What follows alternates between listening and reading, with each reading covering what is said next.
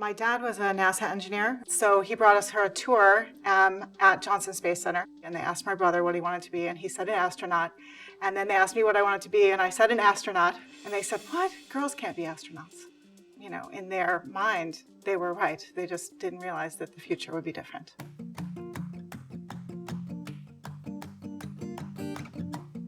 It's hard when you're young, when you're a teenager. There's a lot of peer pressure to conform. There is a certain stigmatism to being a woman in technology. It doesn't seem to be something that you do. I didn't want to be stuck at my desk, programming on a computer, 8-10 hours a day, every day for the rest of my life. It's just not how I saw myself. But so much of it is also collaborating with other people and brainstorming and problem solving. It's working as a team. It's building things together. It always feels like play. It doesn't feel like work. I'm always surprised that there are not more women going into tech, because I think it's growing and there are just lots of opportunities. There is no roadblocks, being a woman in technology. There were a lot of naysayers. They're like, don't do that. You're never going to be successful. And so one of the things I learned very quickly is you've got to stay focused and you just have to believe in yourself and just make it happen. I come into work every day excited about the challenges and the possibilities. It's incredibly satisfying to know that you're doing something that has that type of impact and that type of reach. You really feel like you're doing something that's helpful and that's making a difference. I'm able to create something that most universities in the world use. How impactful is that? 5 million businesses use the products that I've been working on. Every time you type in a query, you're using my code, and that means that I'm reaching billions of people a day. You see the impact every single day on real people and your friends and your family, and that's just magical.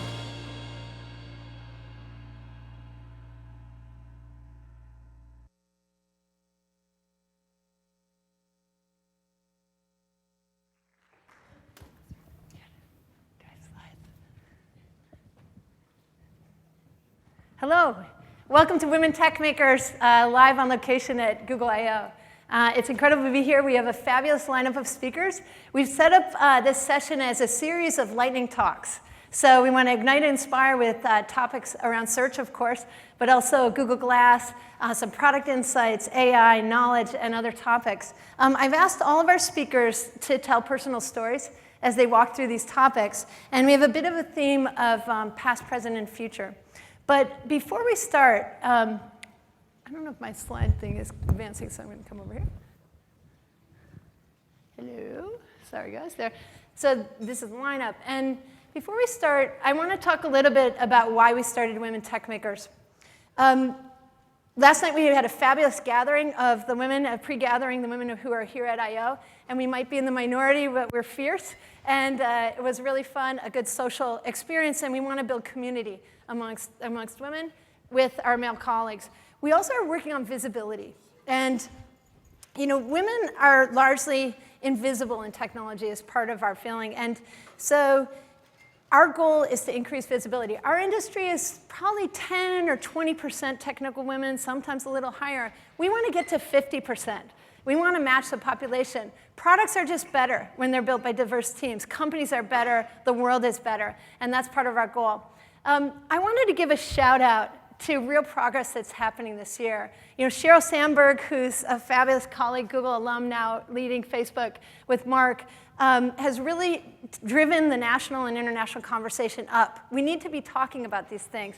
I don't know if people are familiar with the Maker series. Maker.com, AOL, and PBS have launched this. It's the modern women's rights movement's history, documentaries, and really shining a light into actual fabulous stories, the backstories on women that you haven't really heard before. And you just saw a video clip, a montage of something we've done, which is called Makers at Google down here. Which you can get to on google.com/diversity/women. We really want people to know the stories of the women who build YouTube, the women who build Android, the women who build search. And so we've launched this series starting today. As part of celebrating what's going on in some momentum, we have a long way still to go, but we've come a long way and really upping the conversation. I just want to shout out to some of the giants we stand on the shoulders of. This is Katherine Switzer, first woman to run the Boston Marathon.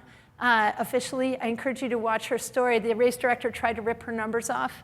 It's on makers.com. And this is Elizabeth Cady Stanton, and she's delivering the Declaration of Sentiments in the mid-1800s at the first Women's Rights Convention, back when women weren't allowed to go to university and were not allowed to do many things. How many people in this room have ever heard of the Declaration of Sentiments? There's 1, 2. Looks like for people on live stream, we're probably at about 10%, which brings me to the point I want to make, again, about visibility and invisibility. We really have a problem with how visible technical women are. And so I want to jump into 2 things before we start. Sometimes you're lucky to, there's symptoms of a problem, and sometimes there's roots of a problem. And I stumbled across this when I met Gina Davis, the famous Academy Award-winning actress. Gina was watching TV with her children when they were young, and she just, as an actress, she could see that TV was biased. And she'd say in the industry, there's not enough women and girls on children's television. People would say, yeah, of course, there's plenty, like Dora, the Scooby-Doo girls, lots of people. But then she thought, no, there's not. Let's measure. You manage what you measure. So she measured it together with USC Annenberg. And the studies were showing, and they had grad students counting by hand, it's actually 3 to 1 across all of children's television, the corpus of children's television, of men and boys versus girls. And so the girls aren't equally represented. And you see amazing things that you wouldn't even notice. But how many women in the whole ocean in the film Nemo? How many monsters or Muppets were in Sesame Street who were girls until the 90s? That would be 0. Nemo, 1. So we're not accurately depicting the world, and we're skewing it. So one of the things we've been lucky to do, and also one more stat, the 80% stat, 80% of the jobs that were held by characters in the television our children watched were held by male characters. So we taught our kids that girls and women don't do STEM, which it just doesn't happen to be true, as we'll show in this session. And so we really need to get in here. We are now working with Gina on trying to automate some of this so that we could have a gender disparity measurement ability to look at our media. And I encourage everybody who has technical background, look at ways we could use technology to count bias so we can measure and see things. The last thing I'll point out before we start about things, one more example.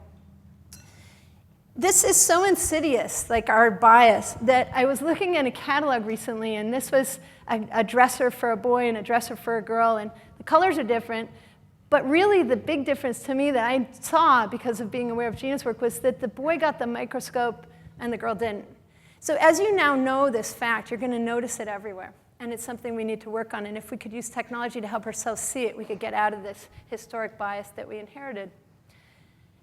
The last thing I would say before we start is around becoming visible includes not only seeing the technical women who are here today, but also the historic women. I don't know how many people recognize some of the people on these slides. Yeah, I see a couple hands, but really probably these people are pretty unknown to you. Ada Lovelace is representing the doodle. She's from the 1800s. She's actually the first person in world history to think of programming something. She's the founder of our industry. There's the women who were astronaut corps. Nobody knew about them. We know about the men. Some of the most decorated Americans, of course, are the astronauts from the Apollo and Mercury times. They were there. They just weren't allowed to fly. Grace Hopper. This is the Whirlwind Project at MIT. The Bletchley code crackers, the Enigma code crackers from World War II, more than half women, mathematicians. Hedy Lamarr. Hedy Lamarr helps you have your cell phone work.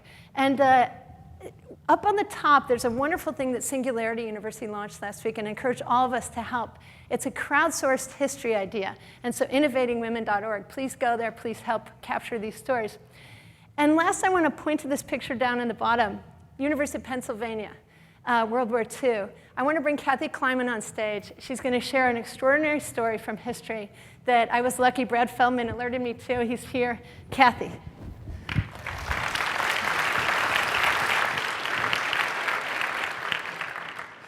Thank you so much, Megan. I'm thrilled to be here with all of you today. And I have an amazing story to share with you. But first, I have 2 questions. The first one is, does anybody here know who invented the first sort routine? It was Betty Holberton. Another question, who invented the first software application? That was Betty Holberton, too. We don't know about her because she was never written into formal computer history. In fact, her story was almost completely untold. for a very long time. I know because I found it. Can we go to the slide, please? Thank you. No, because I found it. When I was an undergraduate and a computer programmer, I felt very isolated. I didn't see women around me. I didn't see them in my classes. I didn't see them as faculty in my computer science classes. So I turned to history to see if I could find role models. And I found this picture. This is of the ENIAC, the first all-electronic digital computer. It was a secret project during World War II at the University of Pennsylvania. And when I found the pictures, the men were in the captions. That's J. Presper Eckert and John Mauchly on the left and right front. And they're the co-inventors of the ENIAC, very famous. But there are women in these pictures, and I wanted to know who they were, and they weren't in the captions. So I took the picture, and I went to a leading computer historian, and I asked her who they were. And she said, they're refrigerator ladies. I said, a refrigerator lady? She said, they're models posed in front of the machine to make it look good, like the Frigidaire models who used to open the new refrigerators with such a flourish. Well, they didn't look like models to me. These women look like they belong in this picture, and they look like they know exactly what they're doing. So I set out to find them, and I did. That's Jean Bartik in the far back and Ruth Lichterman Teitelbaum in the front.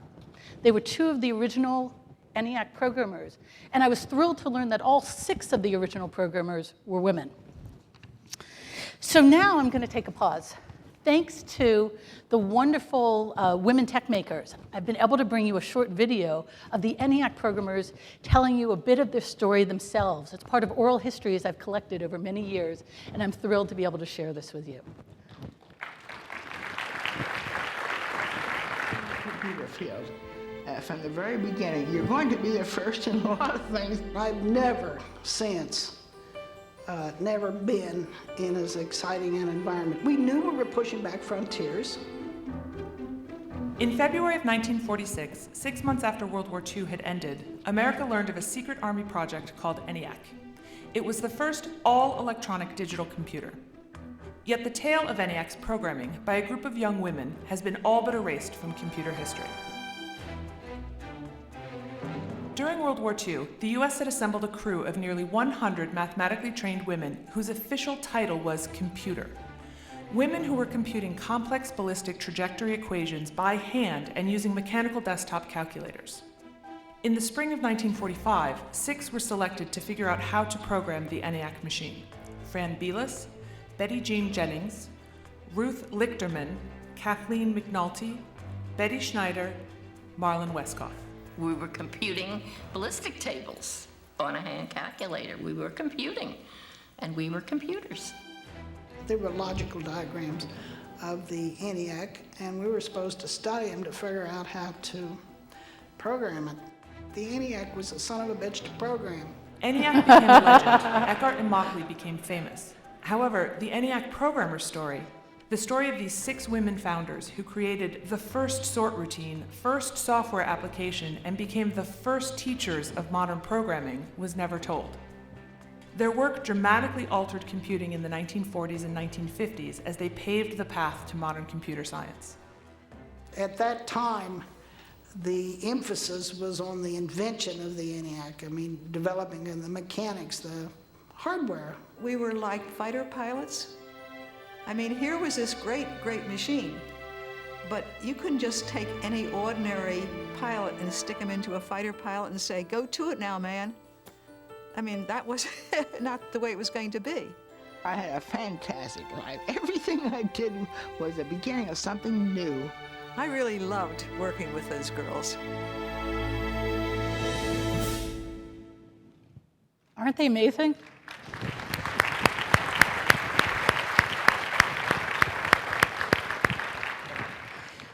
And their work didn't stop with ENIAC. They became the first teachers of modern programming. They became the first modern professional programmers. And Betty and Jean went on to program BIONAC and UNIVAC, the first commercial computers, and they created innovative tools that changed the face of programming forever. Absolutely amazing. And in a very nice twist, Betty Holberton actually interviewed Grace Hopper to invite her down to Eckert Mauchly Computer Corporation, the first commercial modern computing company. And Grace, of course, accepted. So now, thank you. So now, today, I have an amazing announcement to make. After so many years of recording their oral histories, researching their accomplishments, and working so closely with the ENIAC programmers. I'm thrilled to tell you that, and I'm thrilled to announce here, that final funding has finally been put together so that I can produce a documentary and finish my book on the ENIAC programmers and share the story with all of you.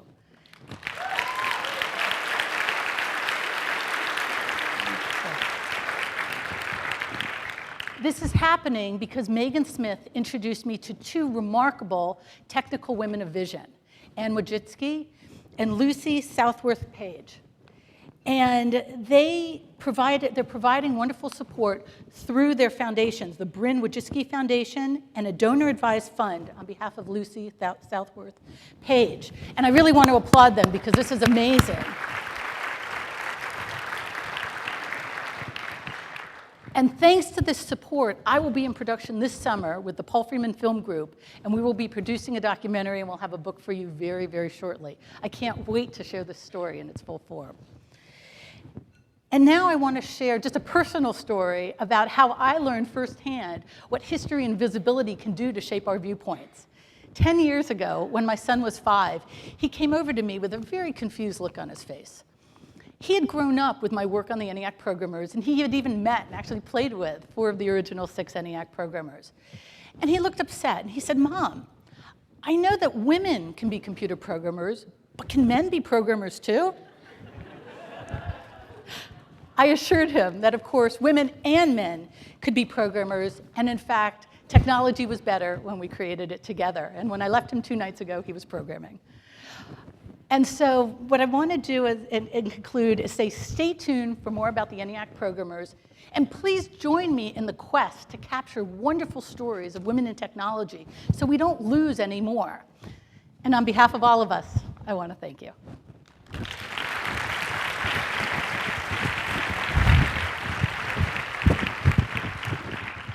And first off, thank you to all of our amazing Lightning speakers. You guys were incredible.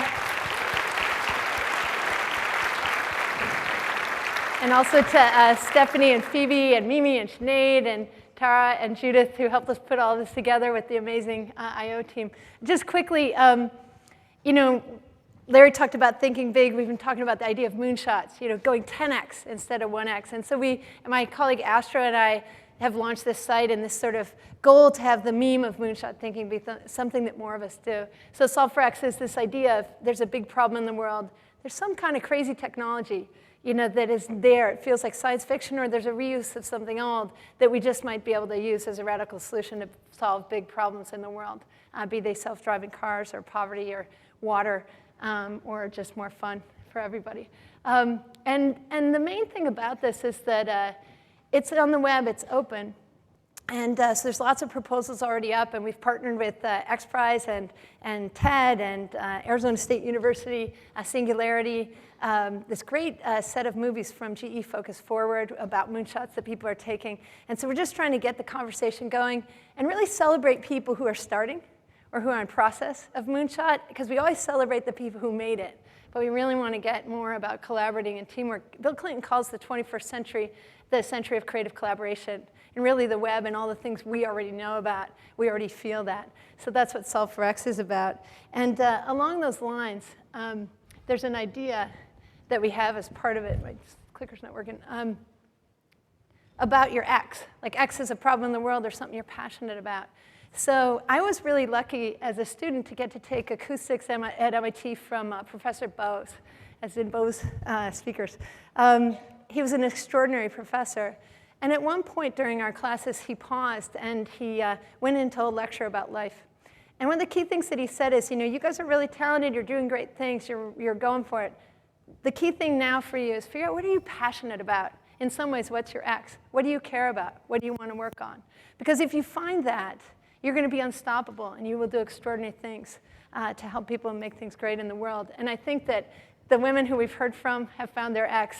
And I hope that everybody will be thinking that way. I welcome everybody to stay. Afterwards, I think Susan has to catch a plane, but everybody else is here. There's a bunch of great websites up. like the makers.com site. And in fact, today I heard somebody just told me that Susan's story is up on the homepage of AOL. So she's one of the makers, and she's there. And again, we've launched Google Makers at Google. And we hope that other companies and other organizations will start telling the stories, which leads me back to visibility. And let's make people visible. Help us do it. And thank you so much for being here.